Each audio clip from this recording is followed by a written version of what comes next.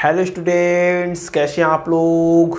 I hope आप सब अच्छे होंगे।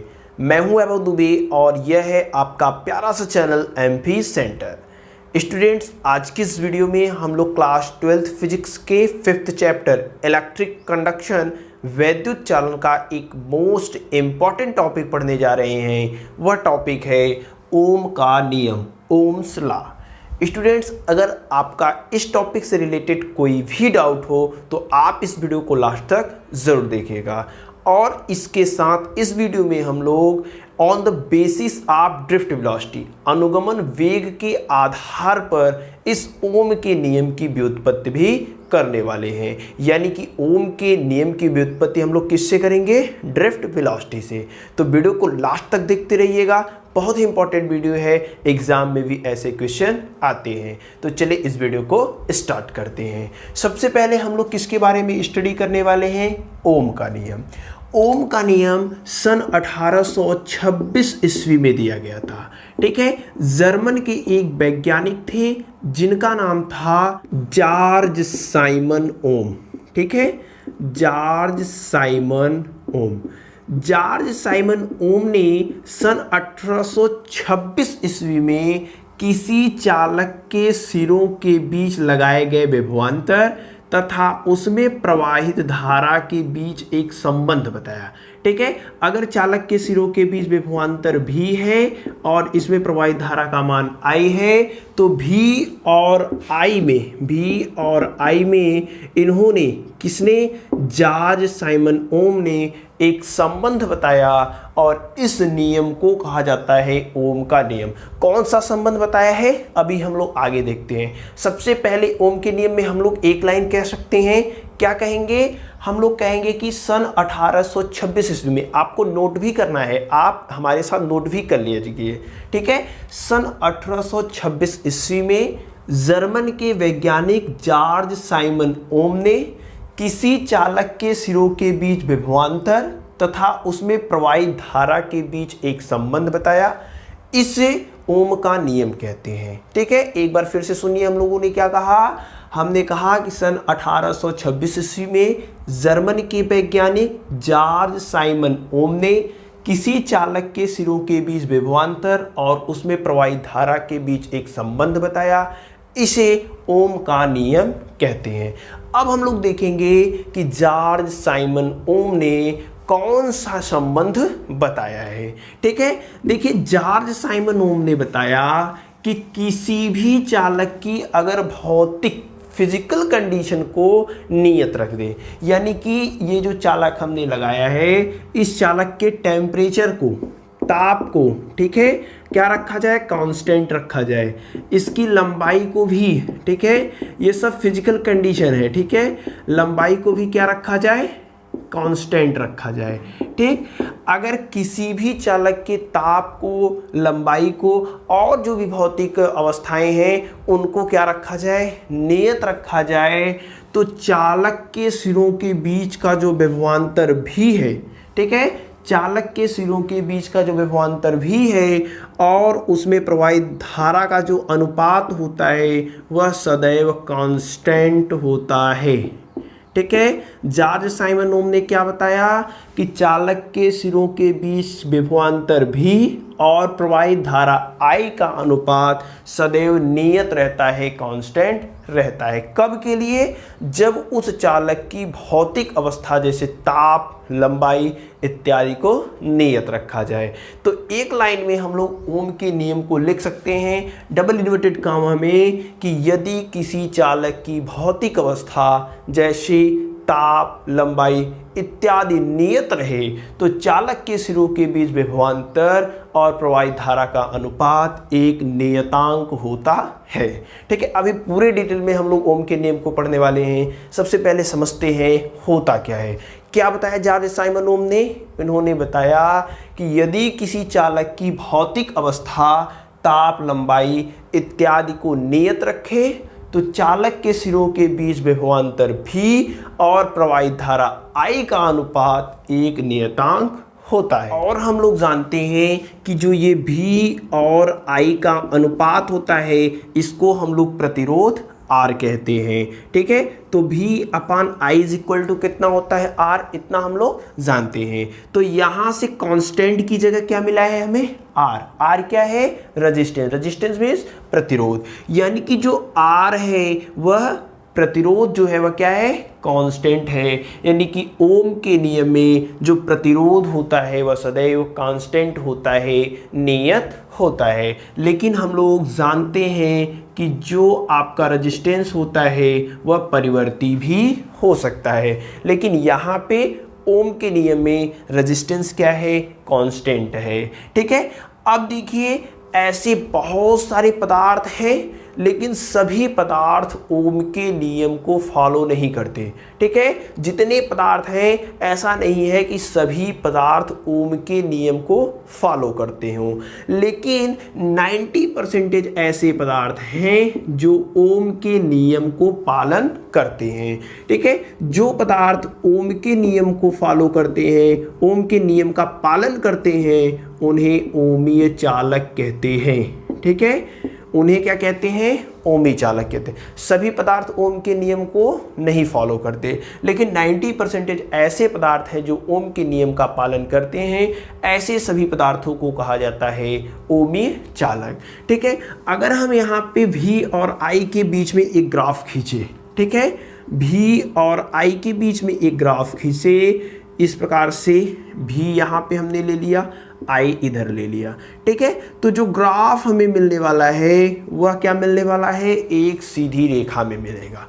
क्यों सीधी रेखा में मिलेगा, क्योंकि V अपान आई का जो रेशियो आ रहा है वह क्या आ रहा है, कांस्टेंट आ रहा है। जब रेशियो कांस्टेंट है तो जो ग्राफ हमें मिलने वाला है वह एक लाइन में कुछ इस प्रकार से मिलेगा। ठीक है, तो सब कितने मिलेंगे, सब कैसे होंगे, एक लाइन में होंगे। अतः जो ग्राफ हमें मिलने वाला है वह कैसा है, सीधी रेखा में होगा। ठीक है, अगर यहाँ पे हम लोग tan थीटा निकालें, अगर ये एंगल कितना है, थीटा है, तो यहाँ से अगर tan थीटा निकालें तो tan थीटा बराबर क्या हो जाएगा, देखिए लंब, यानी कि I के बट्टे क्या हो जाएगा, V, और I अपॉन V क्या हो जाएगा, 1 अपॉन R। ठीक है, देखिए V अपॉन आई बराबर R, तो I अपॉन V बराबर कितना हो जाएगा, 1 अपॉन R हो जाएगा। अब यहाँ से अगर इस ग्राफ से हम लोग देखें, इस ग्राफ और इस समीकरण से देखें, तो जो ढलान है, ढलान जितना कम होगा रेजिस्टेंस उतना ही ज़्यादा होगा। ठीक है, व्युत्क्रमानुपाती का जो है रिलेशन है 1 अपॉन R में है, यानी कि R क्या होगा, ज़्यादा होगा। जितना कम ढलान होगा रेजिस्टेंस का मान उतना ही ज़्यादा होगा। ये R है। ठीक है, ये जो आपको मिला है वह क्या मिला है, R मिला है। तो अगर हम आप इसे चाहे तो नोट कर सकते हैं, हालांकि आपको नोट्स का लिंक मैं वीडियो के डिस्क्रिप्शन बॉक्स में भी दे दूंगा, आप वहां से जाकर के ओम के नियम को अच्छे से लिख सकते हैं। ठीक है, तो यहाँ से देखिए, अगर हम इसी चीज़ को एक समझने के लिए ग्राफ बनाएं, ठीक है, अगर हम कह दें कि इस प्रकार से दो रेजिस्टेंस बना दिया, ये क्या हमने दे दिया है V, ये क्या दे दिया है I। ठीक है, यहाँ से दो रेजिस्टेंस हमने बना दिया। ठीक है, अगर ये रेजिस्टेंस R1 है, ये रेजिस्टेंस क्या है, R2 है। अगर हम आपसे पूछे R1 और R2 में कौन ज़्यादा है तो आप क्या बताएंगे। देखिए हमने क्या बताया, tan theta is equal to क्या होता है, 1 अपॉन R, यानी ढलान जितना कम होगा, ढलान कम रहेगा तो रेजिस्टेंस क्या रहेगा, ज़्यादा रहेगा। ढलान कम रेजिस्टेंस ज़्यादा। तो R1 के लिए देखिए ढलान इतना ही है, R2 के लिए ढलान इतना है। ठीक है, तो R1 के लिए जो ढलान है वह क्या है, कम है। जब ढलान कम तो रेजिस्टेंस ज़्यादा, यानी कि R1 ज़्यादा हो जाएगा R2 से। ठीक है, ध्यान दीजिएगा यहाँ जो ग्राफ बना है V और I में बना है। ठीक है, तो ये था ओम का नियम। हमने क्या बताया कि सन 1826 ईस्वी में जर्मन वैज्ञानिक जॉर्ज साइमन ओम ने किसी चालक के सिरों के बीच लगे विभवांतर और धारा के बीच एक संबंध बताया, इसे ओम का नियम कहते हैं। इस नियम के अनुसार यदि किसी चालक की भौतिक अवस्था जैसे ताप, लंबाई इत्यादि को नियत रखा जाए तो चालक के सिरों के बीच लगाया गया विभवांतर और प्रवाहित धारा का अनुपात एक नियतांक होता है। ठीक है, तो हमें क्या मिला, V/I is equal to constant, और हम लोग जानते हैं V/I होता है R। ठीक है, R मतलब रेजिस्टेंस। उसके बाद हमने नोट नंबर 1 में लिखा कि अधिकांश पदार्थ ओम के नियम का पालन करते हैं, लेकिन ऐसा नहीं है कि सभी पदार्थ ओम के नियम को पालन करते हैं। ठीक है, दूसरा हमने लिखा कि जो पदार्थ ओम के नियम का पालन करते हैं उन्हें ओमीय चालक कहते हैं। तीसरा पॉइंट हमने जाना कि जो V और I के बीच में हमने ग्राफ खींचा, जो ग्राफ हमें मिलता है वह एक सीधी रेखा में ग्राफ मिलता है। ठीक है, चौथा पॉइंट हमने देखा कि जितना ज़्यादा ग्राफ में ढलान कम होगा रेजिस्टेंस का मान उतना ही ज़्यादा होगा। ठीक है, तो ये था ओम का नियम। आई होप ओम का नियम आपको समझ में आया होगा। इसके बाद हम लोग most important topic UP board के सिलेबस के हिसाब से देखें तो होगा जो नेक्स्ट हेडिंग आपको इसमें पढ़ना है वह पढ़ना है अनुगमन वेग के आधार पर ओम के नियम की व्युत्पत्ति। तो चलिए अब हम लोग देखते हैं अनुगमन वेग के आधार पर कैसी ओम के नियम को प्रूफ किया जा सकता है। ओम का नियम क्या है, यही वाला V/I का जो मान है वह क्या है, कांस्टेंट है। तो चलिए ओम के नियम को प्रूफ करते हैं। अब हमारा जो नेक्स्ट हेडिंग होने वाला है वह होगा अनुगमन वेग के आधार पर ओम के नियम की व्युत्पत्ति। आप लोग भी हेडिंग डाल दीजिए कि derivation of Ohm's law on the basis of drift velocity.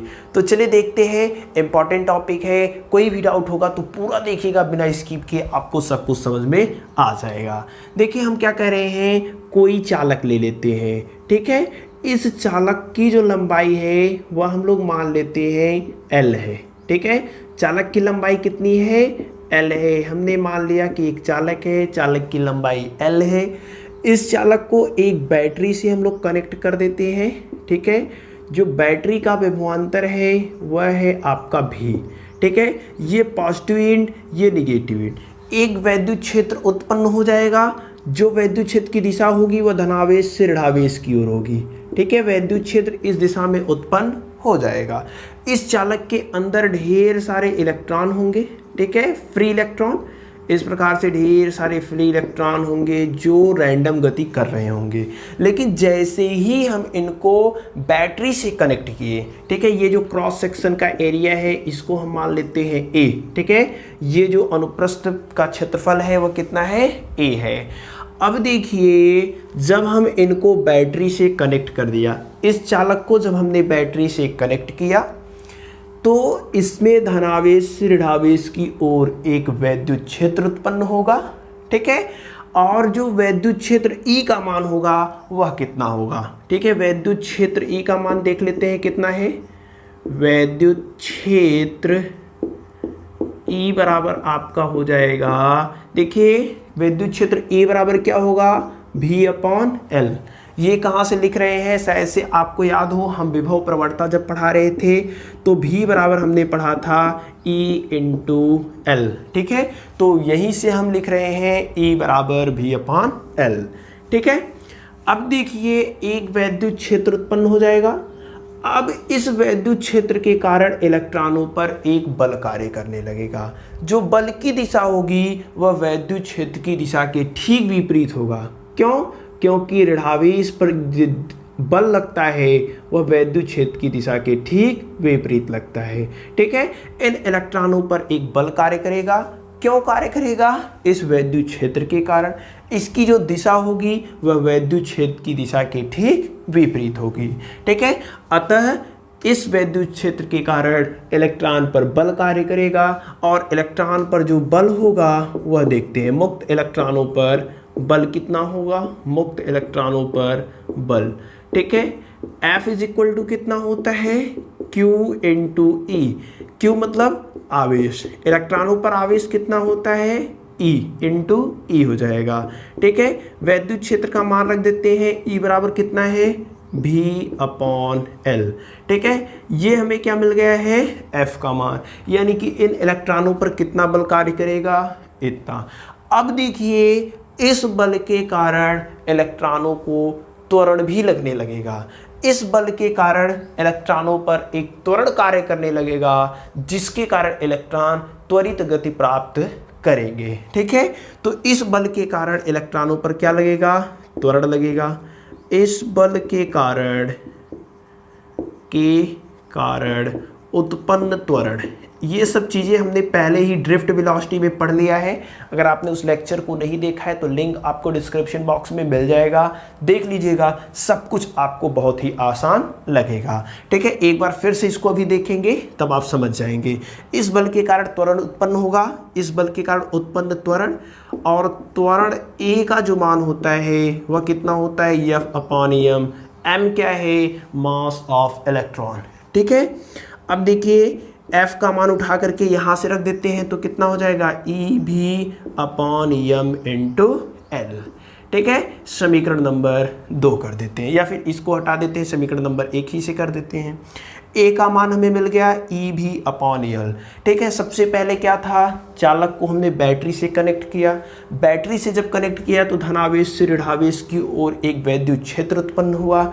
वैद्युत क्षेत्र के कारण इन मुक्त इलेक्ट्रॉनों पर एक बल कार्य करेगा। बल की जो दिशा होगी वह वैद्युत क्षेत्र की दिशा के ठीक विपरीत होगी। बल का जो मान होगा F = E × E। वैद्युत क्षेत्र का मान हमें पता है V/L, तो F बराबर हो जाएगा E × V/L। इस बल के कारण इलेक्ट्रॉन त्वरित गति भी प्राप्त करेंगे, और जो त्वरण उत्पन्न होगा इस बल के कारण A = F/m। F का मान यहाँ से रख देते हैं, EV/ml हो जाएगा। ठीक है, अब देखिए ये जो इलेक्ट्रॉन हैं वह त्वरण गति करेंगे, यानी कि इनकी जो गति होगी वह क्या होगी, बढ़ेगी। लेकिन ऐसा होता नहीं है, थोड़ा सा समझ लेते हैं। ये जो चालक हैं, ठीक है, इस चालक में ढेर सारे मुक्त इलेक्ट्रॉन हैं। ठीक है, इलेक्ट्रॉन जहाँ से निकले हुए हैं उसे बोलते हैं कर्नल। ठीक है, ऐसे ढेर सारे कर्नल हैं, ढेर सारे इलेक्ट्रॉन हैं। ठीक है, इस प्रकार से ढेर सारे इलेक्ट्रॉन हैं, ढेर सारे कर्नल हैं। अब देखिए जब इलेक्ट्रॉन ऐसे गति करते हैं, अब इलेक्ट्रॉनों को क्या मिल गया है, त्वरण मिल गया है। इलेक्ट्रॉन की गति बढ़ी, लेकिन इलेक्ट्रॉन जैसे ही गति बढ़ी यहाँ से आकर के इस कर्नल से टकरा गए। इलेक्ट्रॉन टकरा गए, रुक गए, फिर से चलना स्टार्ट करेंगे, फिर से चलेंगे, फिर से इस कर्नल से टकरा जाएंगे। ठीक है, तो इन दो क्रमागत टक्करों के बीच जो समय लगा है उसको कहते हैं टाउ। ठीक है, उसको क्या कहते हैं, टाउ। देखिए इलेक्ट्रॉन ऐसे चला, फिर यहाँ से कर्नल से आकर के टकराया, फिर से चलना स्टार्ट किया, फिर से कर्नल से टकराया, तो इनके बीच जो समय लगा उसको कहते हैं श्रांतिकाल। ठीक है, उसको क्या कहते हैं, श्रांतिकाल। इसे टाउ से प्रदर्शित करते हैं। ठीक है, तो यहाँ पे जो इलेक्ट्रॉन है त्वरण मिला। ठीक है, इलेक्ट्रॉन को क्या मिला, त्वरण, गति बढ़ी, लेकिन गति बढ़ी फिर क्या होंगे, कर्नल से टकराएंगे, कर्नल से टकराए, फिर चलना स्टार्ट किए, फिर से कर्नल से टकरा गए। ठीक है, तो इलेक्ट्रॉनों की जो गति बढ़ी है वह लगातार नहीं बढ़ पाती है, केवल टक्करों के बीच में ही इलेक्ट्रॉनों की गति बढ़ पाई है। मान लेते हैं प्रारंभिक अवस्था में पहले, ठीक है, प्रारंभिक अवस्था में वेग क्या है इलेक्ट्रॉनों का, प्रारंभिक अवस्था में इलेक्ट्रॉनों का वेग। ठीक है, एक इलेक्ट्रॉन की बात करेंगे, ऐसे सभी इलेक्ट्रॉन होंगे। प्रारंभिक अवस्था में किसी एक इलेक्ट्रॉन का वेग हमने मान लिया है u1, अतः अंतिम वेग यानी कि त्वरण के बाद वेग कितना हो जाएगा, त्वरण के बाद वेग। अच्छा, त्वरण के बाद वेग कितना हो जाएगा, v = u + at होता है। ठीक है, at होता है, यहाँ से u मतलब पहला वेग है u1, त्वरण हमें कितना मिला है, a ही मिला है, a रख देते हैं। ठीक है, t समय कितना लग रहा है, समय हम लोग लेते हैं टाउ। टाउ क्या है, शांतिकाल। ठीक है, शांतिकाल क्या होता है, दो क्रमागत टक्करों के बीच लगा समय। ठीक है, तो a टाउ 1। ठीक है, ये किसके लिए है, पहले इलेक्ट्रॉन के लिए। ठीक है, इसी प्रकार से बहुत सारे इलेक्ट्रॉन होंगे अन्य सभी इलेक्ट्रॉनों के लिए। अन्य सभी इलेक्ट्रॉनों के वेग क्या हो जाएंगे आप बताइए। इलेक्ट्रॉनों के वेग इसी प्रकार से क्या हो जाएंगे, अन्य सभी इलेक्ट्रॉनों के वेग। त्वरण के कारण इनका वेग बढ़ रहा है, लेकिन वेग लगातार नहीं बढ़ता। कब तक बढ़ता है, दो क्रमागत टक्करों के बीच ही बढ़ता है। तो दो क्रमागत टक्करों के बीच का जो समय होता है वह क्या होता है, टाउ लेते हैं। यहाँ पे पहले इलेक्ट्रॉन की बात हो रही है इसलिए टाउ 1 ले लिया, ठीक है। इसी प्रकार सभी इलेक्ट्रॉनों को जो वेग हो जाएंगे वह कितना हो जाएगा, देखिए u2a टाउ 2, तीसरे का हो जाएगा u3a टाउ 3, ठीक है, डॉट डॉट डॉट। इसी प्रकार से nवे का हो जाएगा un a टाउ n हो जाएगा, ठीक है। इतना हमें पता चल गया। प्रारंभिक अवस्था में जो वेग था u1, त्वरण मिला तो u1 प्लस a टाउ 1। प्रारंभिक अवस्था में वेग u2, त्वरण मिला तो इतना, ठीक है। अब ड्रिफ्ट वेलोसिटी निकाल लेते हैं, ठीक है। Drift velocity vd।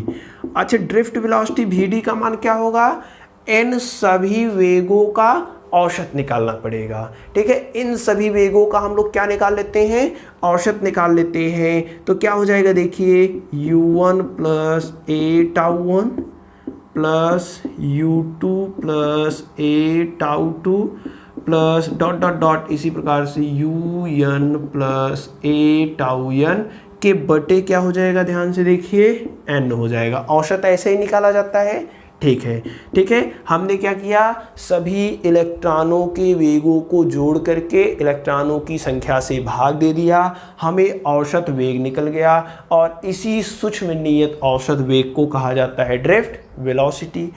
अब देखिए जो vd का मान होगा, इसको हम लोग देखिए क्रम से लिखते हैं। u1 वाले को एक साथ लिखते हैं, u1 u2 dot dot dot, इसी प्रकार से un के बटे क्या हो जाएगा, n। ए देखिए सब में कॉमन है, कॉमन कर लिया, क्या बचेगा, टाउ 1 टाउ 2 टाउ 3, इसी प्रकार से, ठीक है। Tau 1 tau 2 plus dot dot dot tau n के बटे क्या हो जाएगा, देखिए n, ठीक है। अब यहाँ से क्या हो जाएगा, ये देखिए u1 plus u2 plus dot dot dot u1 upon n।